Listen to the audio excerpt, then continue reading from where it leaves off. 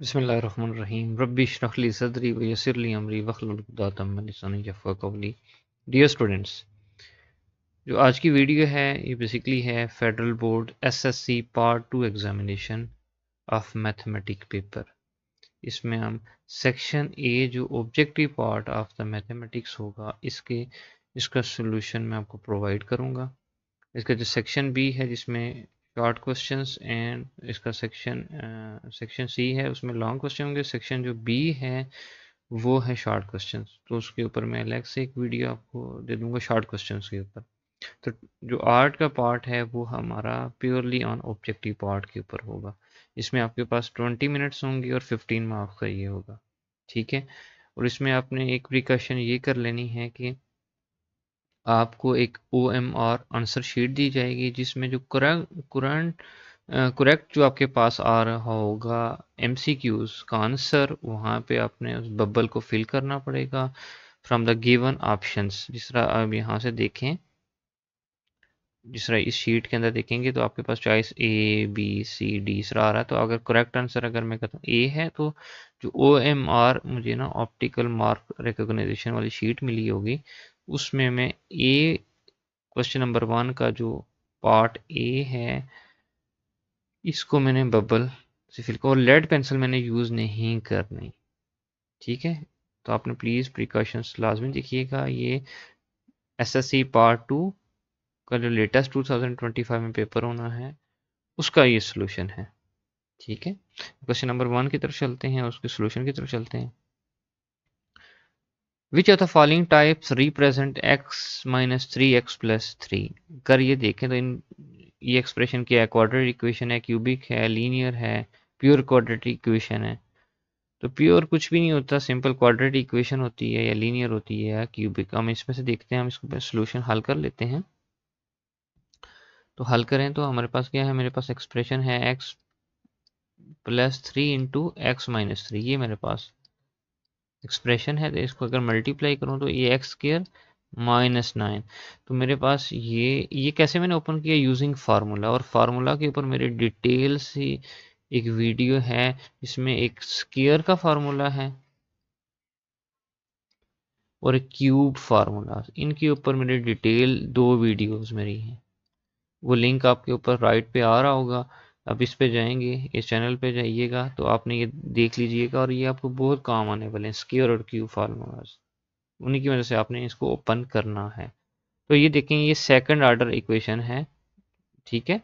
Second order equation है, ये second order polynomial है। तो ये क्वाड्रेटिक इक्वेशन की ये पहचान होती है कि उसमें स्क्वायर्स होता है। तो ये मेरे पास क्या ऑप्शन ए आएगा, ठीक है। हम नेक्स्ट क्वेश्चन की तरफ चलते हैं। नेक्स्ट क्वेश्चन की तरफ चलते हैं तो ओके, इसका ऑप्शन मैंने ए टिक कर लिया है। और नेक्स्ट क्वेश्चन है मेरा, for what value of k 2x square plus k x plus 3 as equal roots. मेरे पास एक क्वाड्रेटिक इक्वेशन ही है, इसके रूट्स की बात कर रहा है कि के की वैल्यू फाइंड करें और प्रोवाइड क्या दिया हुआ है आपको, इक्वल रूट्स हैं, रूट्स के इक्वल हैं। तो रूट्स कब इक्वल होते हैं, इसका सोल्यूशन मैं साइड पे ही हल कर देता हूँ आप लोगों के लिए ताकि आपको आसानी हो जाए। इसको अगर देखेंगे तो इक्वल रूट्स कब होते हैं, जब आपका डिस्क्रिमिनेंट जो है ना वो आपके पास वो 0 होना चाहिए। तो डिस्क्रिमिनेंट की वैल्यू क्या है आपके पास, वो है बी स्क्र माइनस 4ac है। तो इसमें b मेरे पास k है, इस इक्वेशन के अंदर ये मेरा b है, ठीक है। ये c है, ये b है, ये c है, ये a है। क्वाड्रेटिक फार्मूला के अंदर आपको तो पता होना चाहिए कि ए है, बी है, सी। बी की वैल्यू के मैंने डाल दी है, के स्क्वायर है, हो जाएगा 4 इंटू 2 की वैल्यू कितनी है, ए की वैल्यू 2 है, सी की वैल्यू 3 है। यहाँ पे आपके पास आ जाएगा 24 के स्क्वायर इक्वल टू, और मैंने क्या कहा, इक्वल रूट्स तब होते हैं जब डिस्क्रिमिनेंट 0, ये डिस्क्रिमिनेंट 0 कर दिया मैंने। यहाँ से मैं के की वैल्यू फाइंड करूंगा, के स्क्वायर इधर ही रहेगा, 24 यहाँ पे आ गया। स्क्वायर रूट ले लूंगा तभी, क्योंकि के स्क्वायर है, मुझे के चाहिए। तो के लिए मुझे क्या करना पड़ेगा, इसका स्क्वायर रूट लेना पड़ेगा मुझे, ठीक है। तो इसको हल करेंगे तो मेरे पास ये आ जाएगा प्लस, किसी भी चीज़ का स्क्वायर रूट लूँगे तो प्लस माइनस, इसमें मैं नेक्स्ट आगे बताता हूँ आपको। यहाँ पे हल कर लेता हूँ राइट ऊपर टॉप कॉर्नर पे, ताकि आपको विजिबल हो जाए। तो के की वैल्यू मेरे पास कितनी आ जाएगी, या नेक्स्ट पेज की, तो यहाँ के की वैल्यू अगर मैं देखूँ तो मेरे पास निकल आएगी के की वैल्यू 2 × √6, 24 का, उसको शॉर्ट फॉर्म में लिखेंगे तो ऐसे आ जाता है। कैसे 24 को मैंने ये लिखा, आपको पता होना चाहिए कि 24 होता है यूँ, और इसको मैं लिख सकता हूँ 6 × 4, 4 का स्क्वायर रूट क्या आ जाता है 2, 2 को बाहर कर लिया, प्लस माइनस आकर मेंशन करेंगे। ठीक है, तो आपके पास आंसर सी आ गया है। ठीक है,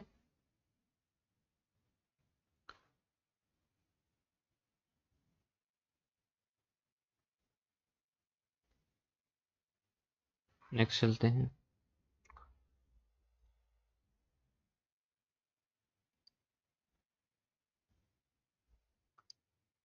ओके, यहाँ पे नेक्स्ट क्वेश्चन मेरे पास आएगा जी,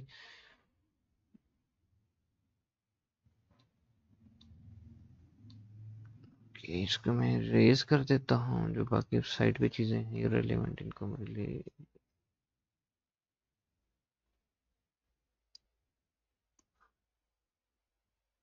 ओके। मेरे पास नेक्स्ट इक्वेशन है,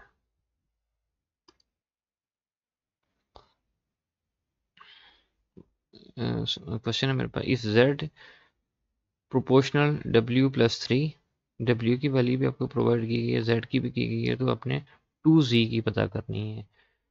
ठीक है, तो पहले हम इसको सिंपल हल कर लेते हैं। मेरे पास इक्वेशन है जी Z अप्रॉक्सीमेटली तो प्रोपोर्शनल टू W+3, यहाँ पे इसको मेंशन कर लेता हूँ, इसकी इक्वेशन बना लेता हूँ। इक्वेशन बनाने के लिए कांस्टेंट मेंशन करना पड़ता है, ये हो गया W+3, वैल्यूज पुट करें। Z की वैल्यू कितनी है 6, इनिशियल 6 है, W आपके पास 3 है, और ये भी 3 है, तो ये आपके पास 6K हो गया, और ये भी 6 है, तो K की वैल्यू कितनी आ गई 6/6 1 आ गई। क्लियर, अब K की वैल्यू मेरे पास 1 आ गई है। अब मैं क्या करूँगा, दोबारा से इसी इक्वेशन के अंदर, इस ये जो इक्वेशन थी इसके अंदर मैं पुट करता हूँ Z = 1, न्यू वैल्यू इसके W आपके पास प्रोवाइड 9 है, +3 है, ये आपके पास 12 आ गया। Z की वैल्यू कितनी आ गई 12, लेकिन उन्होंने पूछा हुआ 2Z, 2 का मतलब है Z को 2 से मल्टीप्लाई जब करूंगा इधर भी 2 से, तो आपके पास 24 आ जाएगा। फिर आपके पास आंसर ही है बी। क्लियर, इसको करते हैं क्लियर, नेक्स्ट क्वेश्चन की तरफ चलते हैं।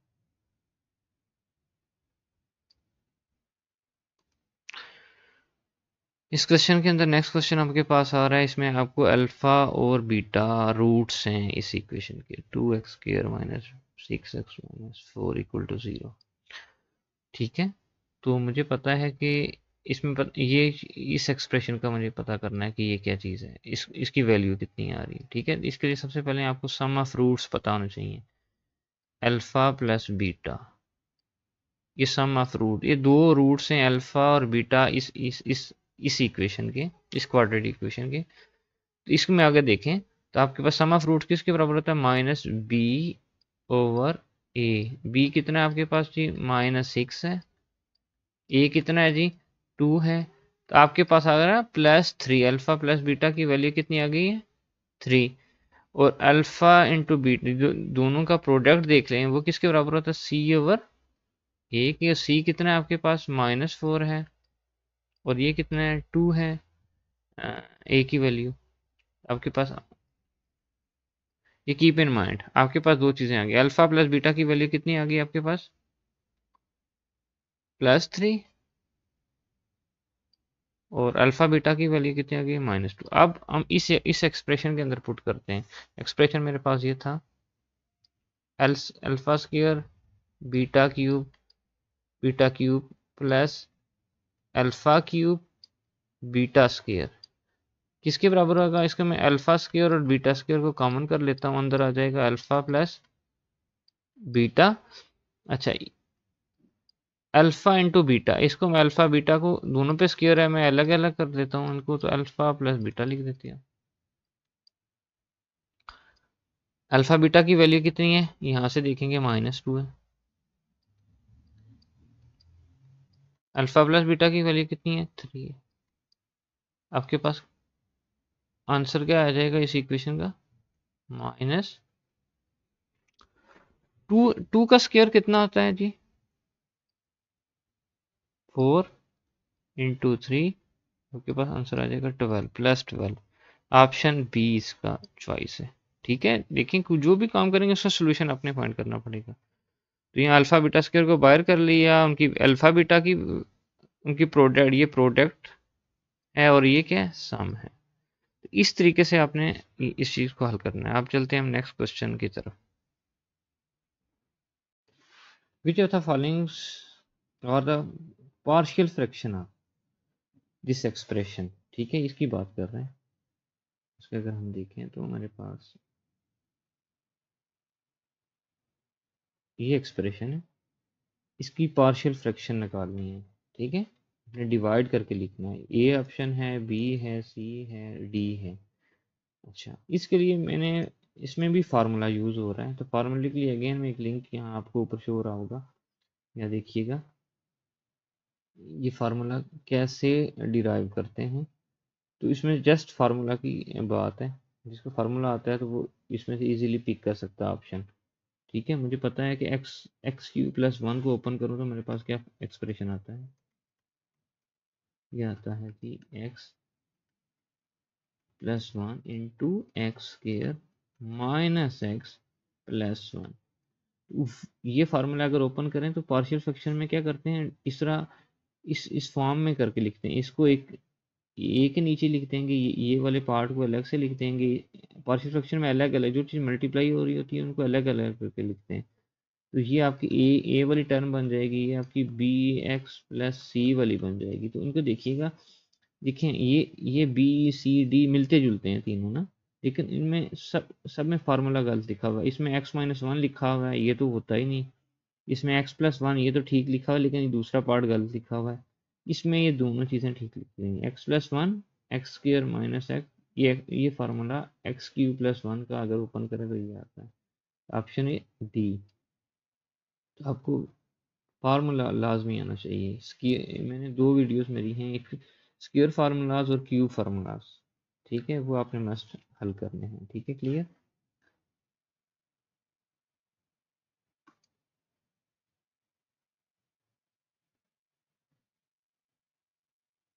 Okay, which are the following expression shows the shaded region. इसकी आपने सही प्रैक्टिस कर लेनी है। इसमें ऑप्शन आपके पास ए है, क्लियर इसमें नज़र आ रहा है।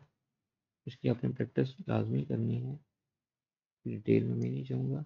ए इंटरसेक्शन बी कंप्लीमेंट, वो पूछ रहा है ये जो शेडेड एरिया है, ये वन दिस वन, ये इनमें से कौन सा शो कर रहा है। तो बेसिकली सिंपल बात है, बेसिकली यूनियन तो पॉसिबल नहीं है यहाँ पे, ये इंटरसेक्शन का हो रहा है। और इंटरसेक्शन में ये जो ए है बेसिकली ये बता रहा है कि इसमें जो शेडेड रीजन ये क्या है, तो वो ए, और इसमें बी का कोई भी एलिमेंट नहीं। बी कंप्लीमेंट का मतलब है कोई भी बी का इसमें शामिल नहीं है इस शेडेड में, इसलिए हमने बी कंप्लीमेंट शो किया है। नेक्स्ट क्वेश्चन की तरफ चलते हैं। इस तरह की जितनी भी सिमिलर डायग्राम्स हैं आपने अपने मैथ की बुक ओपन करके उससे रेलिवेंट चीज़ें प्रिपेयर कर लेनी हैं। अच्छा, क्वेश्चन नंबर 7 की तरफ चलते हैं। इसमें आपको मीन दिया गया है, ठीक है, मीन दिया गया है आपको, और मीन होता है किसके बराबर है, मीन समेशन ये sum of F into X over summation F.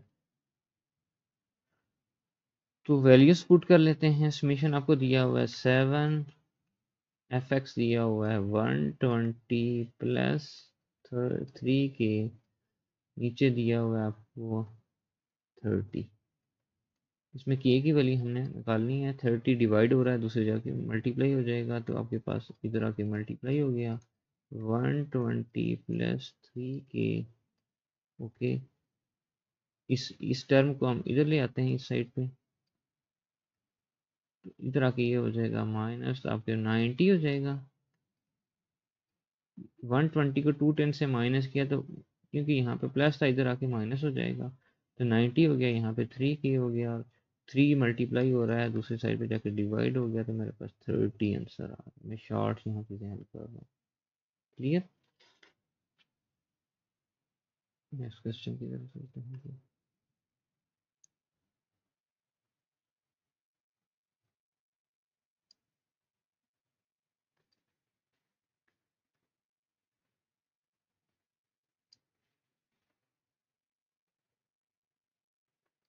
Question आपके पास, sine theta, sine of theta 4/5, secant of theta 5/3, then what is the value of tan of theta?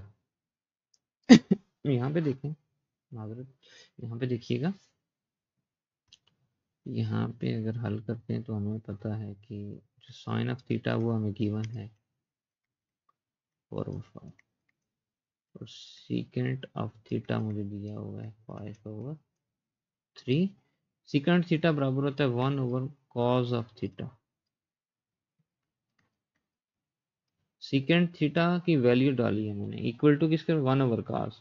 मैंने यहाँ पे अगर cos को निकालूं तो मेरे पास क्या आ जाएगा, इसको ऊपर ले जाऊंगा, जब इसको ऊपर ले जाऊंगा तो दूसरी साइड को भी मैं ऊपर लेके जाना पड़ेगा, इसको भी शिफ्ट करना पड़ेगा। ये 3/5 मैंने स्विचिंग की है, इसको ऊपर ले गया हूँ तो दूसरी साइड, जो इक्वल की एक साइड पे काम करना पड़ता है वो दूसरी साइड पे भी करना पड़ता है। ठीक है, दिस इज मैथ रूल। तो cos की ये वैल्यू निकाल ली मैंने, साइन की मेरे पास ये है, तो मुझे पूछा हुआ, सिंपल पूछा हुआ है कि tan of theta, tan of theta मुझे पता है, simple sine of theta over cos of theta. Sine of theta की वैल्यू पुट करें 4/5, कॉस ऑफ थीटा की कितनी है 3/5। यहाँ पे सिंपल हल करते हैं तो मेरे पास आ जाएगा 4/5। जब इसको सीधा करें, डिवाइड हो रहा है, जब इसको मल्टीप्लाई करूंगा तो ये डिवाइड से जब मल्टीप्लीकेशन में जाते हैं ना चीज़ें रिवर्स होती हैं, 5/3 हो जाएगा। क्या हो जाएगा मेरे पास, सिंपल आंसर क्या आ जाएगा, 4 ये 5 और 5 कट गए, मेरे पास क्या आंसर आ जाएगा 4/3। ठीक है, तो आपके पास ऑप्शन क्या आ जाएगा, जिस वन। क्लियर? यहाँ तक सबको क्लियर है? नेक्स्ट पेज की तरफ चलते हैं। नेक्स्ट पेज की तरफ हम लोग आ गए हैं, तो इसमें तो क्लियर करते हैं चीज़ें। क्वेश्चन नंबर 9 को थोड़ा मैं एक्सपेंड कर लेता हूँ। ठीक है, यहाँ पे पूछ रहे हैं कि what is radius of a circle if an arc, उसकी आर्क दी गई है 10 centimetre, subtends in angle of 60 degree. Given data है आपके पास, थीटा दिया हुआ है आपको 60 डिग्री, लेकिन यहाँ पे जो एंगल चाहिए होता है मुझे रेडियन में चाहिए होता है, और 60 डिग्री कितने रेडियंस के बराबर होता है, पाई ओवर 3 के बराबर होता है। ठीक है, तो सिंपल इसके लिए रूल है कि पाई किसके बराबर होता है, ये रेडियन में कहता हूँ 180 डिग्री के बराबर होता है। ठीक है, तो अगर मैं इसको 3 से इधर भी डिवाइड करूँ, इधर भी 3 से डिवाइड करूँ, तो मेरे पास क्या आ जाएगा, पाई/3। जैसे मैंने फार्मूला ये थीटा निकाला है, तो मेरे पास क्या आ जाएगा 60 डिग्री। ठीक है, तभी मैंने ये निकाला। अब मुझे इसकी लेंथ दी गई है, आर्क की लेंथ दी गई है एल, वो कितनी है 10 सेंटीमीटर। उसने पूछा है इसका रेडियस कितना। हमें, मेरे पास फार्मूला है l is equal to r theta, very famous formula radians के अंदर, जब आर को रेडियस दिया गया हो ना। तो यहाँ पे इसको हल करूंगा तो मेरे पास आर इक्वल टू L/थीटा आ जाएगा। एल मेरे पास गिवन है 10 थीटा मेरे पास पाई/3 है, तो इसको जब डिवाइड हो रहा है, जब मल्टीप्लाई करेंगे तो चीज़ें रिवर्स, मैंने अभी बताया था 10 इक्वल टू, ये डिवाइड हो रहा था, मैं इसको मल्टीप्लाई करूंगा तो 3/पाई आ जाएगा। तो मेरे पास आंसर आ जाएगा 30/पाई। क्या आ जाएगा? 30/पाई सेंटीमीटर। अगर एल आपका सेंटीमीटर में है तो ये भी सेंटीमीटर में आ जाएगा। ये आपका रेडियस निकल आया। तो ये आपका फर्स्ट ए ऑप्शन आ जाएगा। ठीक है, क्लियर। नेक्स्ट चलते हैं।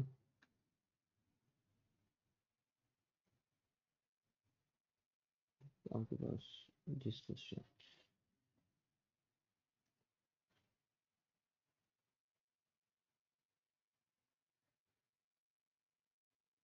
Okay clear. ऐसे ये आपके पास एक डायग्राम दी गई है, उसमें पूछ रहा है कि,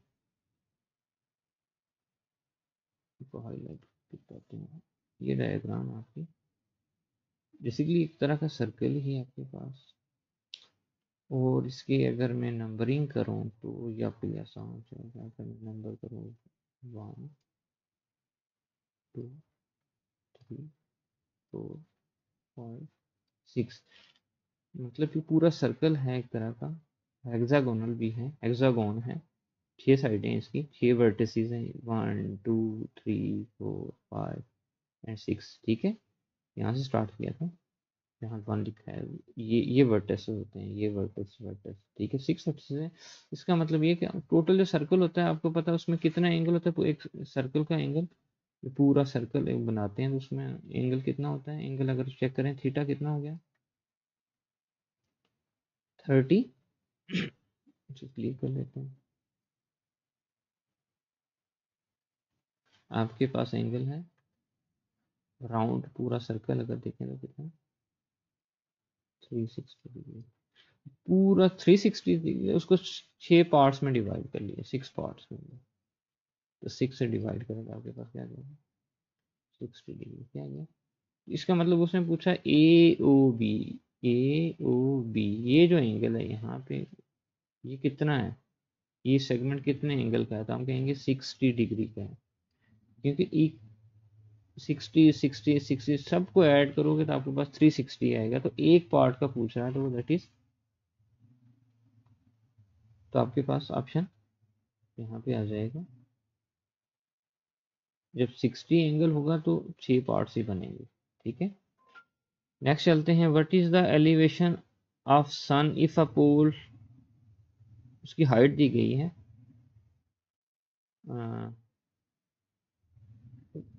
कॉस अ शेडो, उसका शेडो भी दिया है, हाइट भी दी गई है और शेडो भी दिया है। इसको हल करते हैं।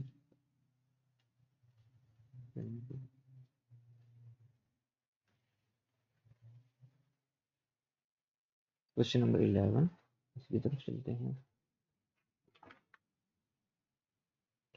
इसमें हम अगर सबसे पहले जो चीज़ देखें वो क्या आपके पास आती है, हाइट। इसमें अगर देखें हाइट, तो हाइट आपके पास कितनी है, हाइट ऑफ ए पोल कितनी है, एच, वो है जी 6 मीटर है।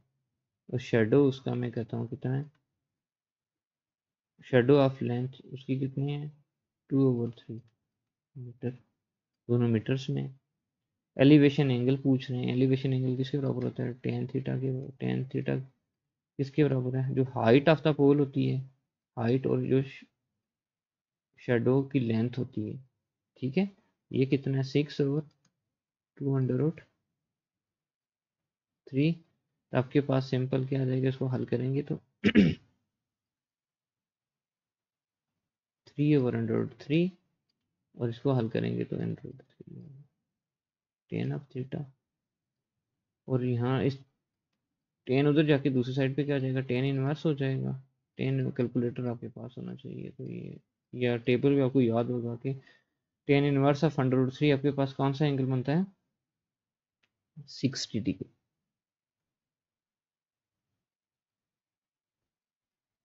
60 ऑप्शन ये क्लियर। नेक्स्ट की तरफ चलते हैं।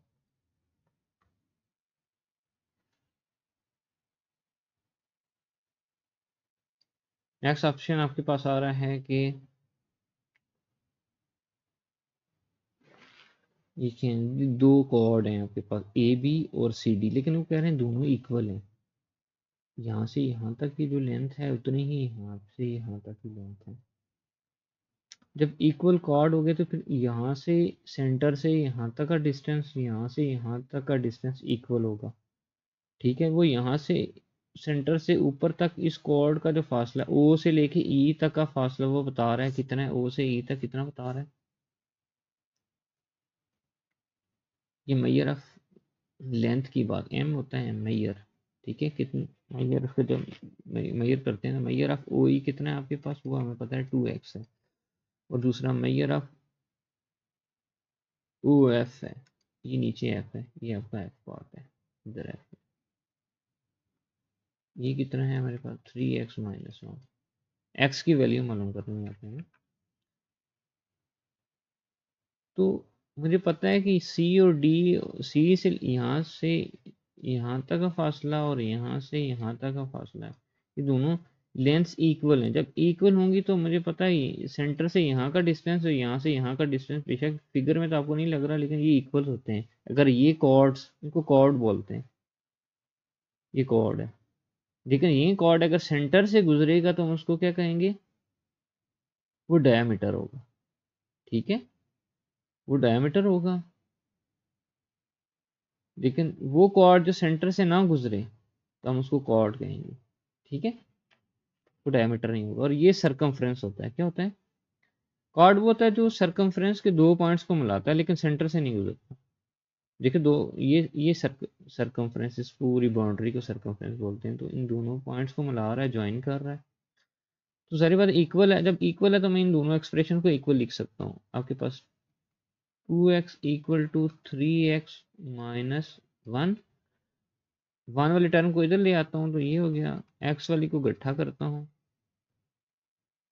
आपके पास क्या आ जाएगा, simple x is equal to 1। आपके पास ऑप्शन क्या आ जाएगा, ये क्लियर। आपने बड़ी इंटेलिजेंटली और स्मार्टली हल करना है पेपर्स को। ठीक है, यहाँ तो मैं डिटेल बता रहा हूँ।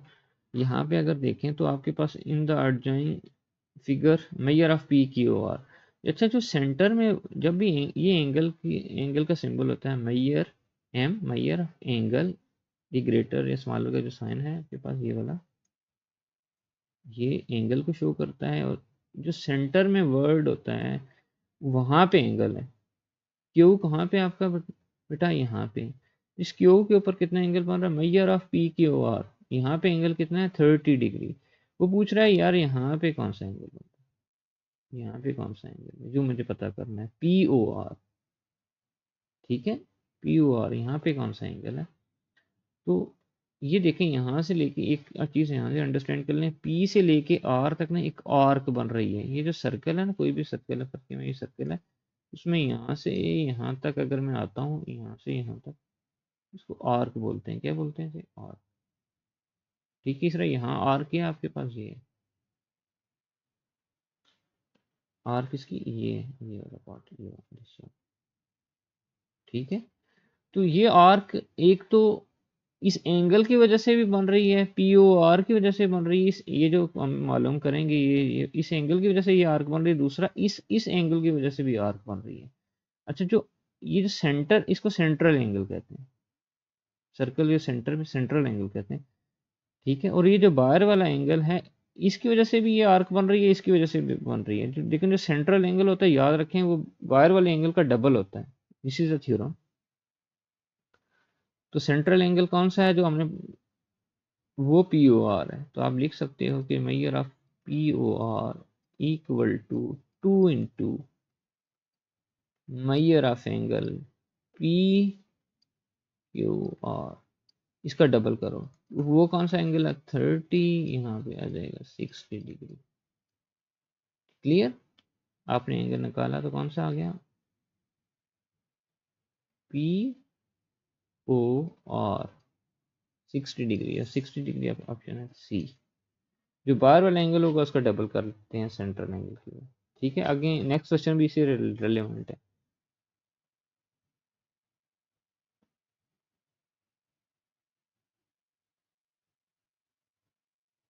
अच्छा, यहाँ पे अगर चलें तो देखें तो ये जो फिगर आ रही है आपके पास जो पूछ रहा है इसमें, इसमें आपको पहले हाईलाइट क्वेश्चन समझा लेता हूँ। उसने ये एंगल पूछा बी सी डी, यहाँ से लेके यहाँ तक जो एंगल बन रहा है, ये बल्कि इसने जो ये निशान लगाया भी हुआ है यहाँ कर, ये एंगल, ये हमने पता करना है। ठीक है, ये आपके पास जो एंगल ये यहाँ पे बन रहा है ये सेंट्रल एंगल है, और ये आपके पास आर्क आ रही है ए बी, ए से लेके बी तक ये एक आर्क है, और इसका ये सेंट्रल एंगल है। ये सेंट्रल एंगल है तो यहाँ पे भी एक एंगल बन रहा है,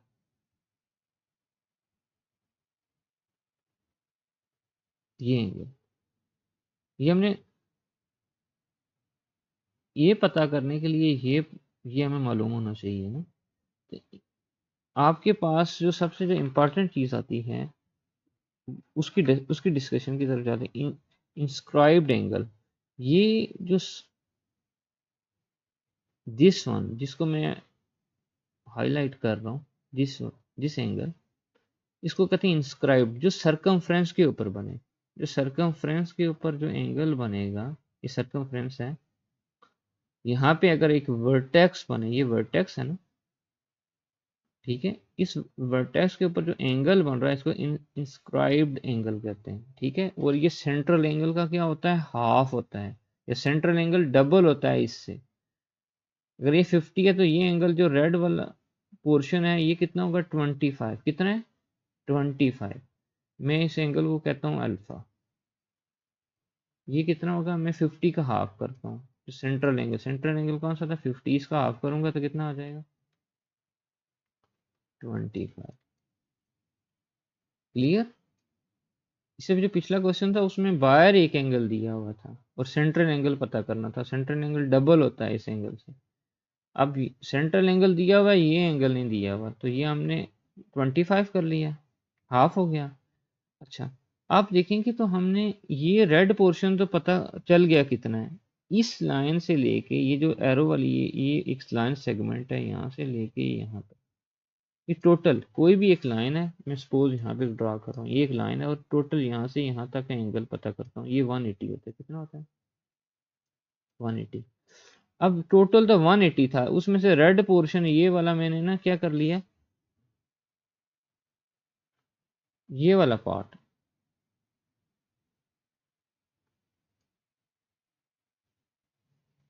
इसका हाफ यहाँ से लेके यहाँ तक, ये 25 डिग्री मुझे पता चल गया है, और टोटल कितना है, 180।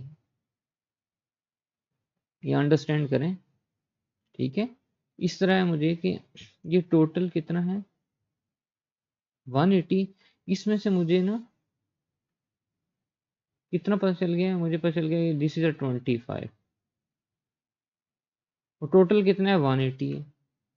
ये जो बाकी यहाँ से लेके यहाँ तक कितना पार्ट होगा, वो मैं क्या करूँगा, 180 माइनस 25 करूँगा तो कितना आ जाएगा, 155। तो ये जो एंगल था इस लाइन से लेके, अगेन आपको यहाँ से येलो में शो करता हूँ,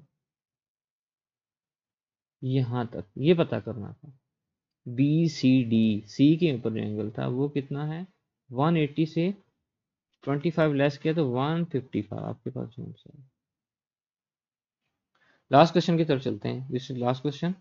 इसमें देखेंगे ये कौन सा फंक्शन, आपने ये अलग अलग into function, injective, bijective, onto function, सबको अलग अलग से देख लीजिएगा, इसमें से कोई भी एक एग्जांपल लाजमी तौर पे आपको ऑब्जेक्टिव में आ सकती है। तो this is a onto, हर एक एलिमेंट का कोरिस्पॉन्डिंग एक एलिमेंट है, तो इसलिए मैं ऑप्शन लगा रहा हूँ ऑन टू फंक्शन।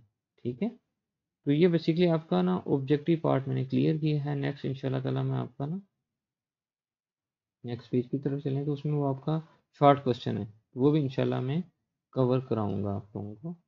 ठीक है, ये आपका सेक्शन बी है। ओके, इसके 36 मार्क्स हैं, ये क्वेश्चन 2 है, और ये इसके हैं आपके पास मार्क्स 60। इसमें सेक्शन बी, इसमें शॉर्ट क्वेश्चन आ जाएंगे 36 मार्क्स के। इसमें आपको चीज़ें नेक्स्ट में बताऊंगा अपनी वीडियो के अंदर। और ये शॉर्ट क्वेश्चन वाला दूसरा आपके पास नेक्स्ट पोर्शन आएगा, वो है आपका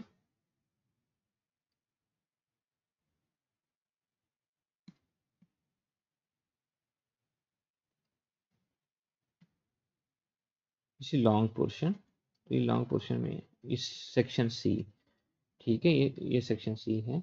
ये 24 मार्क्स का आपके पास ये आ जाएगा। ठीक है, टोटल 60 हो गए, 36 के शॉर्ट क्वेश्चन है, 24 के ये हो गए। तो इसमें कोई भी क्यूरी है आप अपने कमेंट्स कीजिएगा, मैं उसको डिटेल से, अगर स्पेसिफिक आप चाह रहे हैं कि कोई टॉपिक है उसकी मैं वीडियो सेपरेट बनाऊं तो मैं एक्सप्लेन कर दूंगा। अगर आपको चीज़ें समझ आ रही हैं तो आप लाजमी इसको सब्सक्राइब कीजिएगा। Thank you very much.